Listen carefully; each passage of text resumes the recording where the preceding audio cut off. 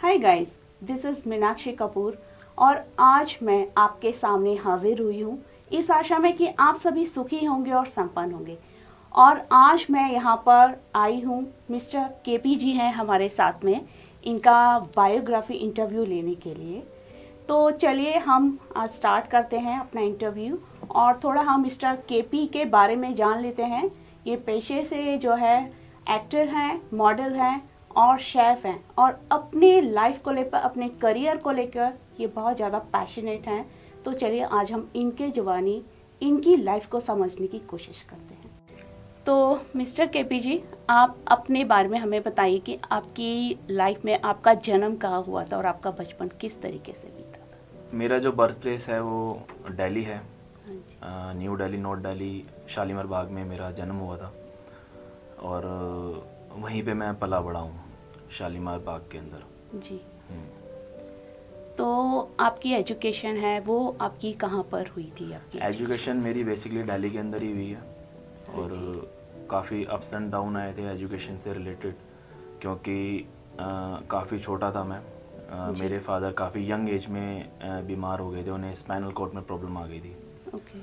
तो मुझे इतना याद है, जब मैं छोटा था तो मैं एक पब्लिक स्कूल में था, holy Carmel public school Shalimar Bagh के अंदर ही है, और हम लोग शालीमार विलेज में रहते थे। उस टाइमिंग पे हमारे घर के हालात काफ़ी अच्छे थे, हम लोग मतलब सब बढ़िया था, अपना घर था, सब चीज़ें थी। लेकिन जब मेरे फादर बीमार हुए तो उनका स्पाइनल कॉर्ड चेंज हुई थी, तो उस टाइमिंग पे क्या हुआ कि हमारा सब कुछ बिक गया था। हाँ जी। मेरे फादर पेशे से एक बिजनेसमैन थे और सैनी इलेक्ट्रिकल के नेम से उनकी फैक्ट्री होती थी, सीलिंग फ़ैन और हीटिंग फ़ैन वहाँ पे बनते थे। ओके। लेकिन जब वो बीमार हुए तो हमें या मेरे फादर या मेरी मदर को सपोर्ट करने वाला कोई नहीं था। ओके। तो मेरी मदर थी, वो एजुकेटेड है, वो पब्लिक स्कूल में टीचर थी, पंजाबी बाग माउंट आबू पब्लिक स्कूल है उसमें। तो उन्होंने ही हम सबको संभाला। रही कहीं बाकी बात रही एजुकेशन की, मैं एक पब्लिक स्कूल में पढ़ता था जहाँ तक मुझे याद है, होली कार्मल पब्लिक स्कूल। लेकिन जब मेरे फादर बीमार हुए तो हमारा सब कुछ बिक गया था, इतने भी पैसे नहीं थे कि हम लोग स्कूल की फ़ीस पे कर सकें।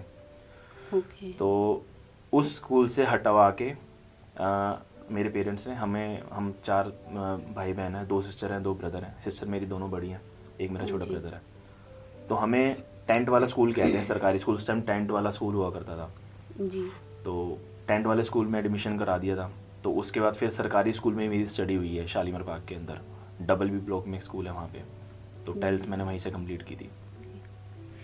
तो आपने जब स्कूल आपने चेंज किया और आपका एकदम बोलते हैं ना कि एक स्टेटस में एकदम से डाउनफॉल आ जाना, तो उस समय पर आपकी ऐसे कौन से फैमिली मेम्बर्स थे या फ्रेंड्स ऐसे थे, कौन से ऐसे कनेक्शंस थे जिन्होंने कि आपको सपोर्ट किया फाइनेंशियली भी एंड इमोशनली हर तरीके से।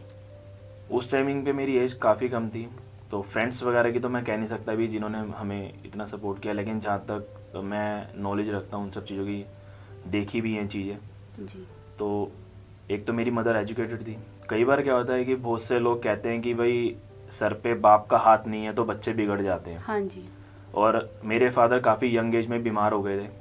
1994 में उन्हें पता लगा था कि उनकी गर्दन में झटका आ गया, जिसकी वजह से उनकी कुछ नसें ब्लॉक हो गई थी। जी। और दिल्ली एक बहुत बड़ा हॉस्पिटल, अपोलो हॉस्पिटल, वहाँ पे उनका ऑपरेशन हुआ था। तो उनकी स्पाइनल कॉर्ड पूरी चेंज हुई थी, जिसकी वजह से हमें ये सब प्रॉब्लम फेस करनी पड़ी। तो मुझे पता है और मैंने वो चीज़ देखी भी है। मेरी मासी है, जी।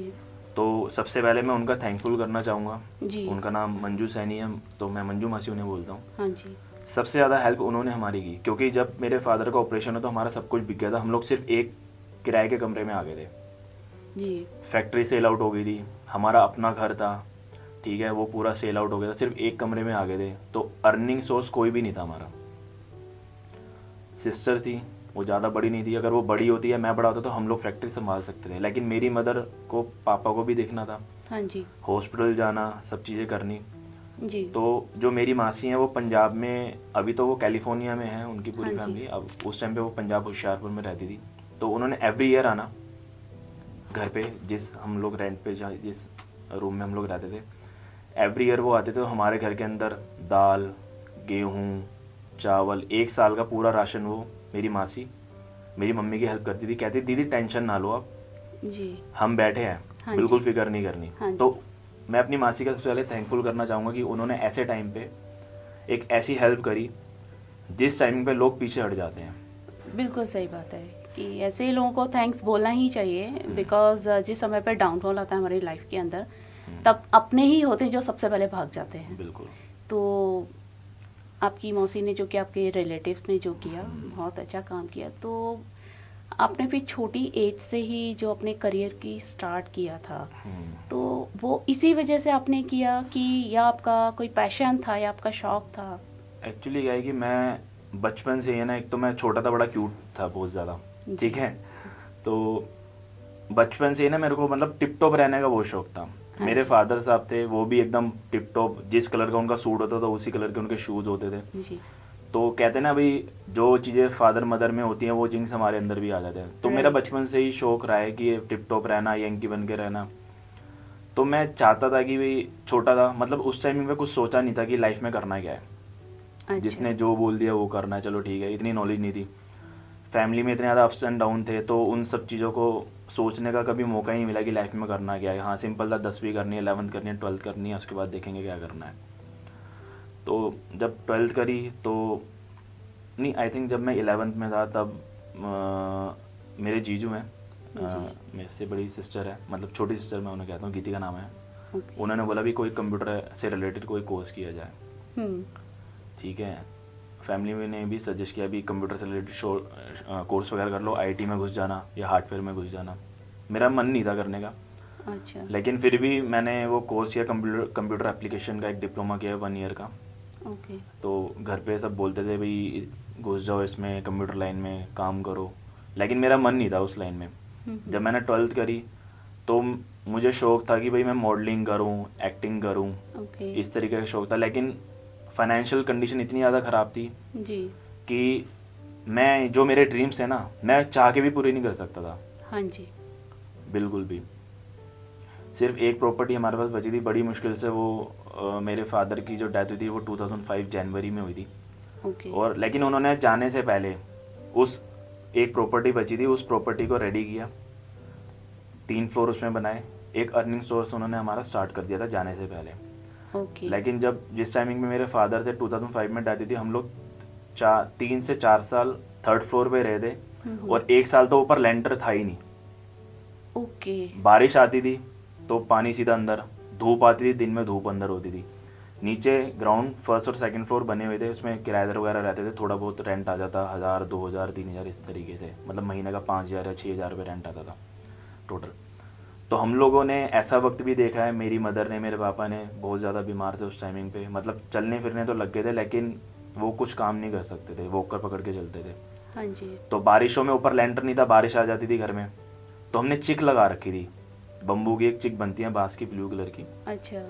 तो वो लगा लेते थे जब बारिश आती थी। जब बारिश नहीं होती थी और मतलब इवनिंग हो जाती थी तब लगा लेते थे। इस तरीके से हम लोगों ने 1 साल या 2 साल काटा। फिर हम लोगों ने लेंटर डलवाया, तो ऊपर छत तो थी लेकिन ज़मीन पे फर्श नहीं था। ओके। तो जब बारिश आती थी तो टपकता था, पानी भी भर जाता था अंदर। लेकिन धीरे धीरे करके, मेरी मदर एजुकेटेड थी, तो मेरी मदर ने, मेरी 2 सिस्टर्स हैं, उनको पढ़ाया लिखाया, ब्यूटिशियन का कोर्स कराया शनाज हुसैन से, और बुटीक का काम कराया कि चलो ठीक है, मैं और मेरा ब्रदर छोटे, हम लोग नहीं कर सकते काम, हम लोग उस टाइम पढ़ रहे थे, तो जी। चलो बेटियों को पढ़ाओ। लेकिन कहते ना, एक लेडीज़ कुछ करना तो चाहती है, जी। लेकिन उस हमारे जो आसपास का जो समाज है उसे करने नहीं देता वो चीज़ें। राइट, बिल्कुल सही बात है।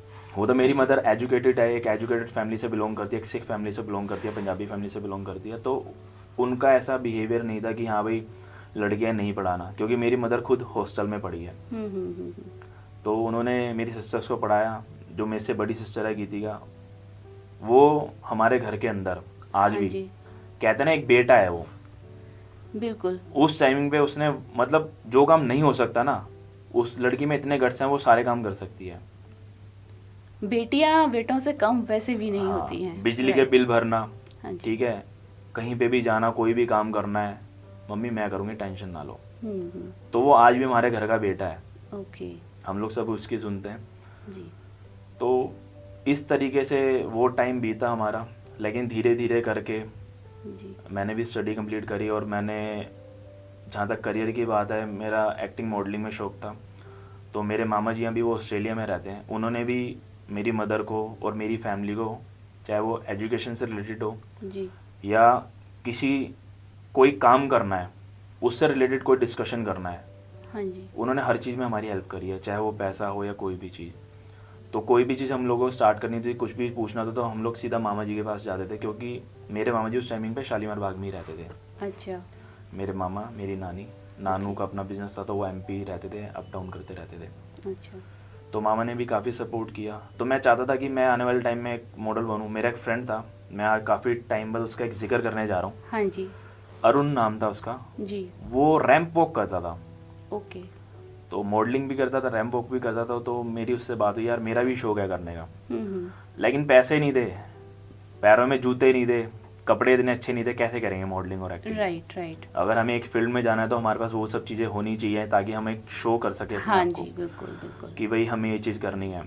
एक इन्फिनिटी कॉम्प्लेक्स आ जाता है, हाँ। नहीं तो। राइट। लेकिन फिर भी मैंने हार नहीं मानी। जी। उस टाइम, अब तो क्या है कि सोशल मीडिया चल गया, आपका लिंक, आपका कहते हैं लिंक्डइन प्रोफाइल होना चाहिए, हाँ जी, ठीक है, हाँ जी। इंस्टा प्रोफाइल है, यूट्यूब प्रोफाइल होना चाहिए। तो वो लोग Right. मांगते हैं कि भी आपके सब्सक्राइबर कितने, लाइक कितने। राइट। उस टाइम की मैं आपसे बात करूँ, जिस टाइमिंग पे सोशल मीडिया के बारे में लोगों को इतना नॉलेज नहीं था। जी। उस टाइमिंग में क्या होता था कि एक्टिंग और मॉडलिंग के लिए पोर्टफोलियो बहुत ज़रूरी है। हम्म। तो मैं अपने फ्रेंड के साथ गया और उनके साथ पता करा, एक मॉडल गुरु के नाम से प्रीतमपुरा में था। पोर्टफोलियो के लिए बात करी तो उसने 15 फोटोग्राफ्स के 30,000 रुपये बोले थे, लेकिन नहीं थे पैसे। लेकिन किसी तरीके से मेरे फ्रेंड ने कुछ फ़ोटोग्राफ्स मेरी क्लिक करवा के अरेंज कराई। तो एक मॉडल गुरु की मैगज़ीन निकलती है, उस मैगज़ीन में सिर्फ इतनी सी ऐड देने के लिए 5,000 रुपीज़ लगते हैं, उसके भी पैसे नहीं थे। तो वो सपना छोड़ दिया कि यार जी। नहीं कर सकते। हम्म। फिर जॉब स्टार्ट करी। मुझे याद, आज भी याद है, मेरी जो पहली जो नौकरी थी वो दिल्ली के अंदर एक जगह है NSP, नेताजी सुभाष प्लेस। वहाँ पे एक DS से DSG में जाता था, एक छोटा सा कमरा था, उसमें 3-4 टेलीकॉलर्स होते थे। हाँ जी। और वो बेसिकली ICICI बैंक का एक ऑफिस था, जहाँ पे वो लोग लोन और क्रेडिट कार्ड प्रोवाइड करते थे। ओके। तो उस टाइमिंग पे लैंडलाइन फ़ोन थे, या मतलब फ्री वाली कॉलिंग नहीं थी। अब तो फ्री हाँ कॉल जी। रैंडमली लोग कर लेते हैं लोन जी। वगैरह सेल करने के लिए। उस टाइमिंग में क्या था कि मेरा जो काम था, मैं एक फील्ड बॉय था। जी। तो मेरा काम था, मेरे जो बॉस थे, जो मेरे सर थे मिस्टर कुलदीप, वो मुझे फॉर्म दे देते थे, लिस्ट, मतलब काफ़ी सारे फॉर्म देते थे, और एक एरिया देते थे दिल्ली का। मैं आज भी मुझे याद है, गफ़ार मार्केट में मैं गया, मेरा फर्स्ट डे था। मुझे ट्रेनिंग मिली 10 दिन की भी, इस तरीके से आपको लोन के लिए डील करना है, कस्टमर को बताना है, ये फॉर्म है, ये फिल कराना है, ये साइन कराना है, ये डॉक्यूमेंट लेने हैं। जी। तो मेरा फर्स्ट डे था। जब मैं फील्ड में निकला, मैं DTC ब्लू लाइन बस में बैठा दिल्ली में, और मैं गफ़ार मार्केट करोल बाग चला गया। करोल बाग मोबाइल की सबसे बड़ी मार्केट है। तो वहाँ मैं एक शॉप पे गया, मैंने कहा सर आपको लोन चाहिए? कहता नहीं चाहिए। मैं फिर दूसरी शॉप पे गया, जैसे मुझे ट्रेनिंग दी गई थी। ऐसे मैं करते करते 3-4 शॉप पे गया, सबने मुझे मना कर दिया। जब एक शॉप पे और गया ना, हाँ जी। तो उसने मेरे कंधे पे हाथ लगाया और गाली देके बोला चल निकल, नहीं चाहिए लोन। तो एक वो भी वक्त था। बिल्कुल सही बात है। ऐसे टाइम पर मतलब बहुत, एक तो इंसल्ट फील होती है, और ऐसा लगता है कि सब कुछ याद आ जाता है कि कहाँ हमारा घर का जो स्टेटस था वो इतना हाई था कि ऐसे लोग हमसे ऐसी बात नहीं कर सकते हैं। और आज टाइम ये आ गया है कि लोग हमसे इस तरीके से बात कर रहे हैं। लेकिन मैंने फिर भी हार नहीं मानी। मेरी जी। मम्मी पूछती थी रात को कि क्या काम है, तो मैं बोलता था ऑफिस में बैठने का काम है, फ़ोन कॉल्स करने थे। मैंने उन्हें कभी नहीं बताया, और आज तक का मेरा नेचर है, मैं चाहे कोई भी काम कर रहा हूँ ना जिसमें मेरे को प्रॉब्लम हो रही है, मेरी मम्मी को भनक लग जाती है कि हाँ आवाज़ से पता लग रहा है कि ये परेशान है, लेकिन मैं बताता नहीं अपनी परेशानी। क्यों? उन्होंने खुद लाइफ में इतने अप्स एंड डाउन देखे, इतनी परेशानियाँ देखी हैं। मुझे लगता है मेरी मम्मी की जगह अगर और कोई लेडी होती, और कोई लड़की होती, तो वो मेरे फादर को छोड़ के चली गई थी, क्योंकि इनकी बिल्कुल यंग सही एज थी बात बिल्कुल। है, लेकिन बिल्कुल मेरी सही मदर ने बात हार नहीं मानी। हाँ जी। तो मैंने भी हार नहीं मानी, जैसे मेरी मदर ने सिखाया है। मेरे पापा हमेशा एक चीज़ बोलते थे, जब मैं छोटा था, फैक्ट्री में जाता था, मेरे को बिस्कुट देते, तो वो अपने जो उनके पास लेबर काम करती थी उनको कहते थे कि जो नौकरी है ना वो हाँ की होती है, हाँ जी। ना का होता है अपना घर। अगर आपने किसी काम के लिए Right. नो बोल दिया तो आप बाय बाय टाटा। बिल्कुल सही बात। तो वो बात मेरे दिमाग में थी। तो मेरे बॉस ने मुझे बोला फील्ड में आपको काम करना, मैं फील्ड में ही करूँगा। हम्म। और मेरी सैलरी मुझे याद है, मेरी फर्स्ट सैलरी थी 3032 रुपये, ओके। जिसमें से 200 रुपये का मेरा पास बनता था। घर से खाना लेके आता था, घर से 10 रुपये मिलते थे, 5 रुपये टिकट के लगते थे। जी। तो ऐसे करके मैंने अपना करियर स्टार्ट करा। मॉडलिंग एक्टिंग लाइन का मैंने सोचा नहीं था कि मैं कभी इन फ्यूचर स्टार्ट करूँगा, क्योंकि पता नहीं था फ्यूचर में क्या आने वाला है, इतनी सोच नहीं थी। जी। इस तरीके से मैंने अपना करियर स्टार्ट करा था। फिर मैं DSA से BPO में आ गया था, क्योंकि मेरी सिस्टर की मैरिज हो चुकी थी। वो एक BPO सेक्टर में जॉब करती थी, एफर्ट BPO में। अच्छा। SBI बैंक से रिलेटेड कोई आउटसोर्सिंग था, तो मेरी सिस्टर ने मुझे वहाँ पे लगवाया। तब मैं थोड़ा थोड़ा फ्लो में आना स्टार्ट हुआ। अच्छा। फिर मेरी सैलरी 7000 हुई। ओके। मैंने कई साल वहाँ पे बताए। हम्म। फूड से रिलेटेड कोर्स करा दिल्ली के अंदर ही, पूसा से मैंने। अच्छा। फिर मेरा एक ड्रीम था भी करना है क्या यार लाइफ में, क्योंकि मेरे मामा जी घर पे आते थे एवरी सैटरडे संडे, हमसे डिस्कस करते थे भी लाइफ में क्या करना है बेटा, ये चीज़ है, ये ऑप्शन है तेरे लिए, ये करना है, ये करना है। हाँ जी। तो वो एजुकेशन से रिलेटेड बहुत ज़्यादा चीज़ें थी जो हमें बताते थे कि तू ये कर सकता है, तू ये काम कर सकता है, तू वो काम कर सकता है। हम्म। मेरे को बचपन से खाना बनाने का बड़ा शौक था। अच्छा। तो जब मैंने फिर कोर्स वगैरह किया खाने वगैरह का दिल्ली से, तो फिर मैंने सोचना स्टार्ट किया कि मुझे फ्यूचर में करना क्या है। राइट। तो मेरा ड्रीम था कि मुझे एक रेस्टोरेंट खोलना है। That's why you are very great nice chef. ये बात है 2000 2009 और 10 की बात है। अच्छा।